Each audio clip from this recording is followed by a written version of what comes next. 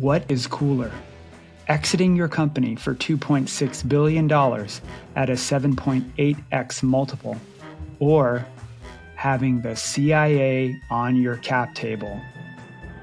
The answer is C, all of the above. And how do you even get the CIA on your cap table? You're going to find out in this episode of the Inorganic Podcast. Let's go.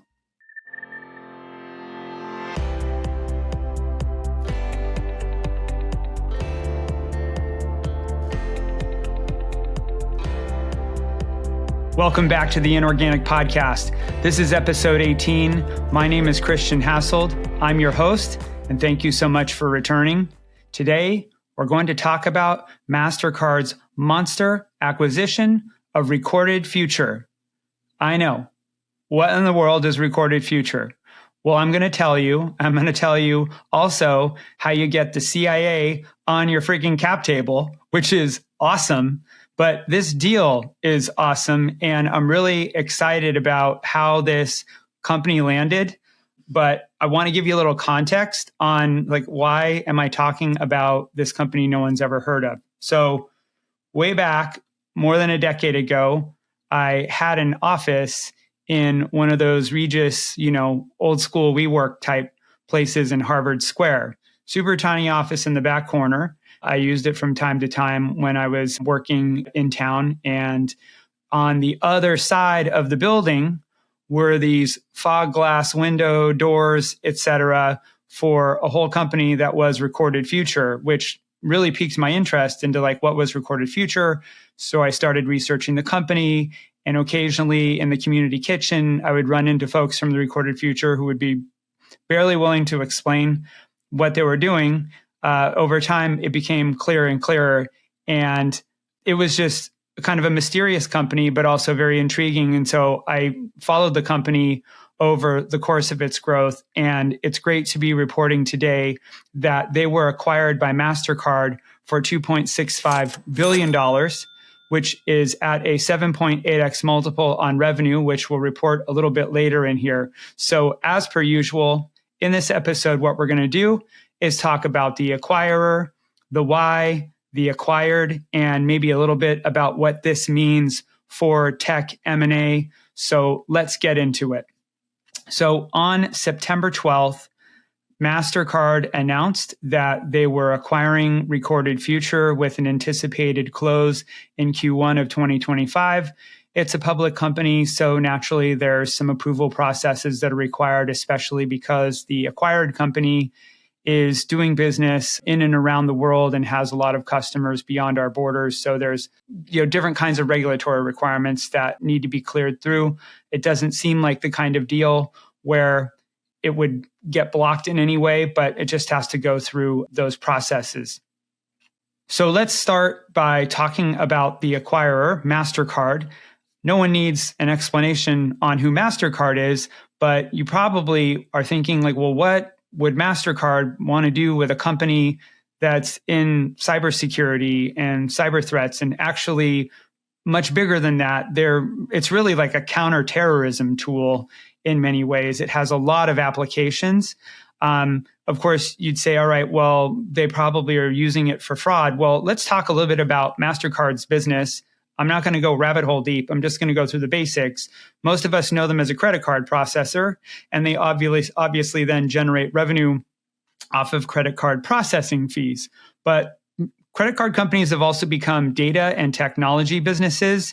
And by data and technology, I mean what they do is they take the transactions that they're collecting in mass. And in the case of Mastercard, there's something like 22 billion transactions and 180 or 190 billion in transactions that they processed in 2023. They take those transactions in aggregate and allow corporations or bankers or any interested party who's willing to pay up the ability to access the monocle that is all of their data so they can make inferences about credit card purchases. Let's say, for example, that I'm interested in understanding the difference in shopping and transactional patterns of shoppers between a Home Depot customer and a Lowe's customer. And I want to use Placer AI data to look at kind of how people are moving in and out of the store, but then also look at what kind of credit cards are they using in those stores. If I'm Home Depot, I want to know what percentage of customers are using, Mastercard versus another provider. Well, I can look at Mastercard in my store and I can look at Home Depot in my store, but I want to know what people are doing in Lowe's. Are they using more of Amex? Are they using more of some other mix in the store? So there's a lot of intelligence. That's a very basic explanation, but there's a lot of intelligence that's able to be gathered from this data. And there's companies like YipIt Data that also acquire that data and turn it out in an anonymized form for other research purposes as well. So it's a big data business, but they have a lot of onslaught businesses that coincide along that. Well, my theory with this deal is that they now are in the cybersecurity and counter-terrorism business, which is a super fascinating extension of its core, but it's incredibly important. It's important because cybercrime is like a $9 trillion problem that is being battled at every single corner of every major corporation. So if you think about just in Mastercard's world, according to them, they have spent $7 billion on cybersecurity over the last 5 years. So $7 billion and buying a $2.6 billion company, which is going to be a revenue source, it's a drop in the hat and it's really accretive to the business. It makes a ton of sense. One of the other problems that credit card processors have is that, well, overall, all credit card fraud is like 1% of all transactions, and that's a very big number. But if you think about e-commerce fraud, it's blaringly high. It's something like 48 billion in e-commerce fraud. There's something like 48 billion in credit card fraud that's estimated by Statista this year. And so if you think about all that fraud, there's not a lot of tooling out there to really counter that fraud. I mean, companies are building homegrown systems and setting up processes to defend against this kind of fraud. And there's companies like my friend's company, No Fraud, which is a install for a cart that helps defend against bad actors making transactions. But in scale, how do you really address offensively and defensively fraudulent transactions? Well, Mastercard, in part, by my calculation, is going to use this acquisition of Recorded Future to do that. But Recorded Future is so much more than about just credit card transactions and fraud prevention. It's much bigger than that. So let's take a different use case. Let's say you're BP, the giant oil and energy conglomerate, and you're concerned about the security of your oil rigs and your apparatus around the world.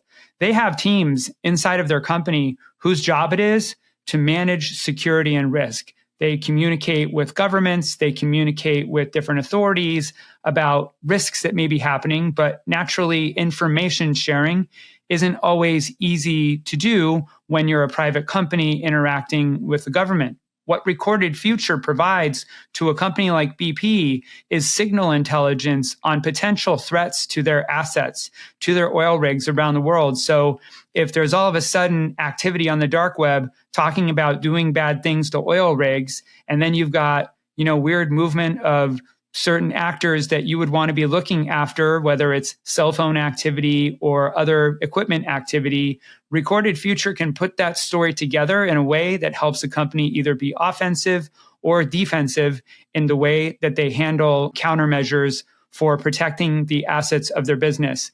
And every large corporation has this problem. It's protecting assets in a world where terrorism and bad actors are constantly thinking about the next thing that they want to wreak havoc upon.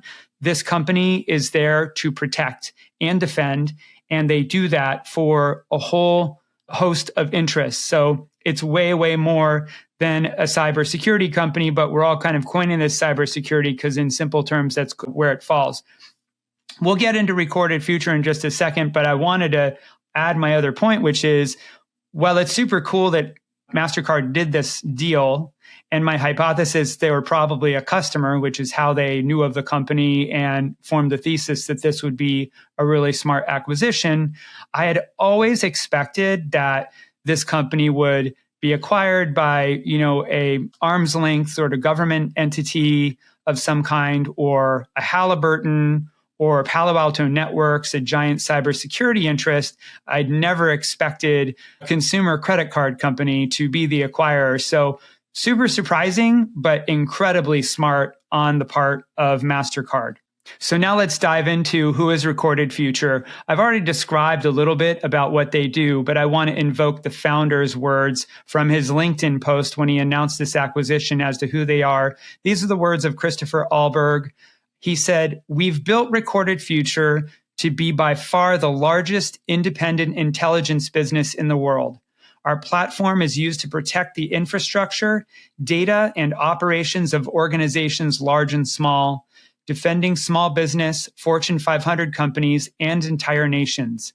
They trust our intelligence capabilities to pinpoint and prioritize threats so they can act to mitigate risks." In so many words, I mean, it's beautifully written and it does a better job of summarizing the company than I did. Christopher also frequently refers to the company as sort of the Bloomberg of cybersecurity. If you think about the Bloomberg terminals that you log into and kind of check out all the data on the financial markets, they're basically the same thing for cybersecurity.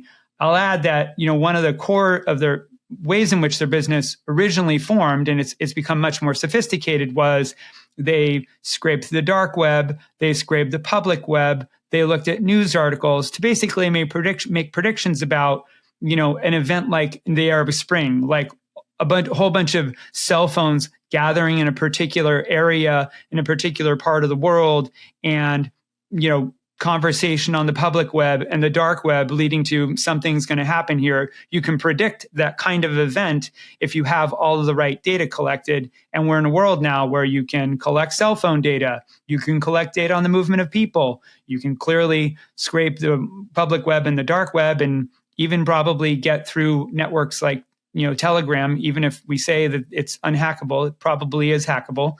And so you can get all that data and use it to make predictions about what possibly is happening in the world. Today, Recorded Future has about 1,900 customers across 75 countries, and they also have 45 countries as actual customers. So 45 governments are using Recorded Future for reasons that are probably now obvious. And Recorded Future, when it started, they originally raised money from two entities. One from Google Ventures, not surprising, $10 million raise from Google Ventures, because this is basically like Google Trends on crack. So you would absolutely have Google Ventures at the table. But the other investor was In-Q-Tel. That's IN-Q-Tel.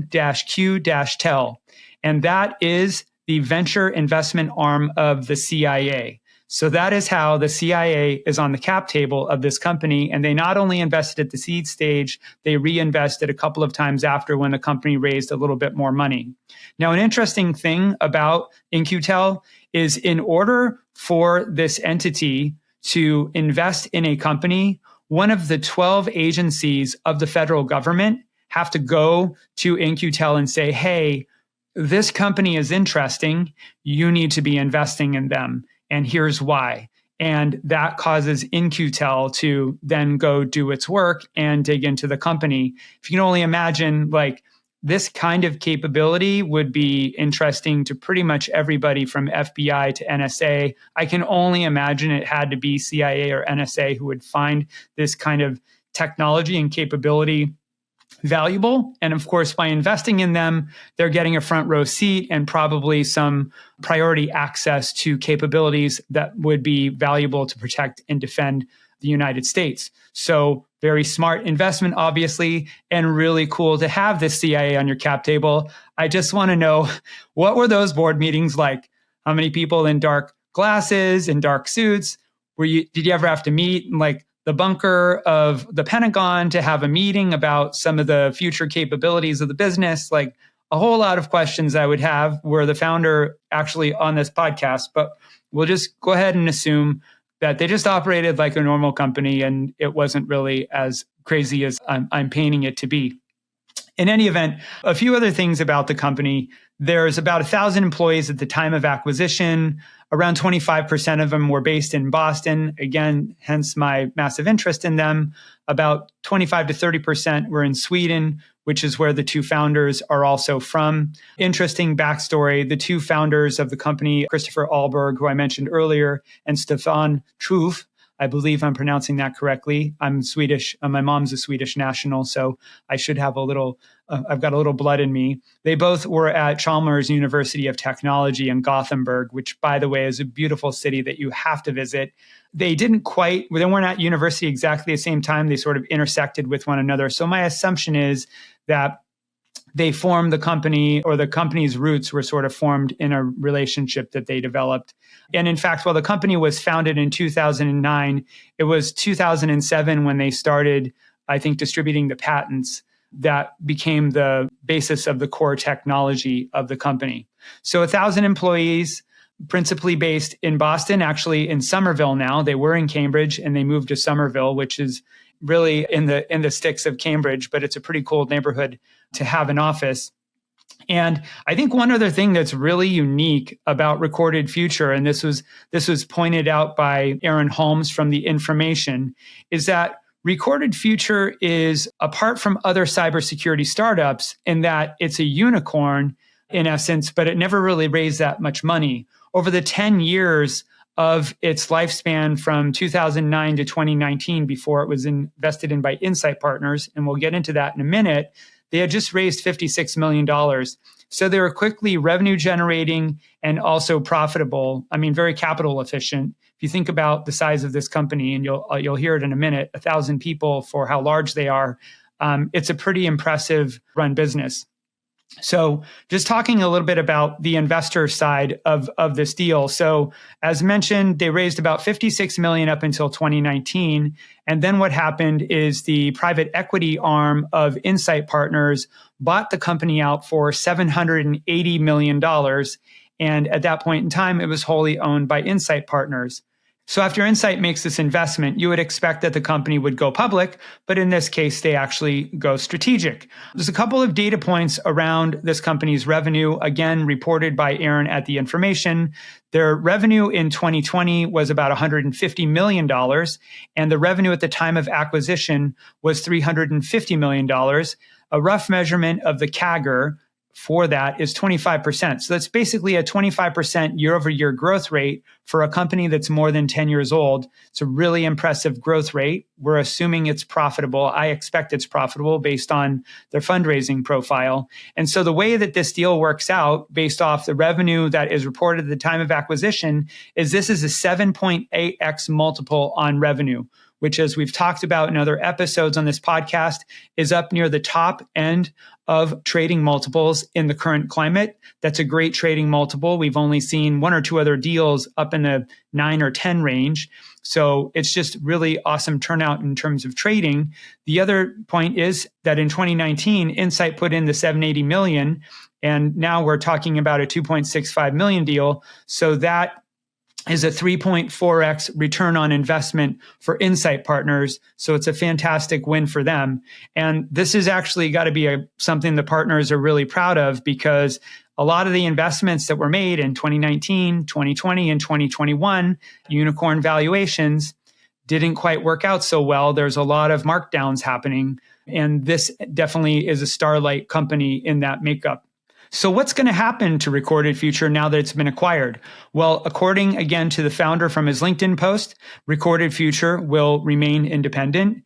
And that makes a ton of sense because this is a company with unique value. I'm sure they will find ways to integrate its capabilities into the Mastercard infrastructure. And boy, it's got to be really cool to be Mastercard and call Visa and American Express and be like, yeah, some of your cybersecurity spend, it's going to be flowing through our books now. That's got to be a really fun phone call between CEOs, especially with the kind of asset that Mastercard has acquired here. So look, I don't need to make much more of this episode than what I've shared. This is a really great win for Insight. It's a great win for Mastercard. And it's exciting to see a cybersecurity company that really stood out among its peers, found a great home, and is making a difference in the world today through the work that it's doing. So I hope you enjoyed this quick review of the acquisition of Recorded Future by Mastercard. If you enjoyed this conversation, please like, subscribe, share, all of those good things. And until next time, I'll see you on the next episode of In Organic.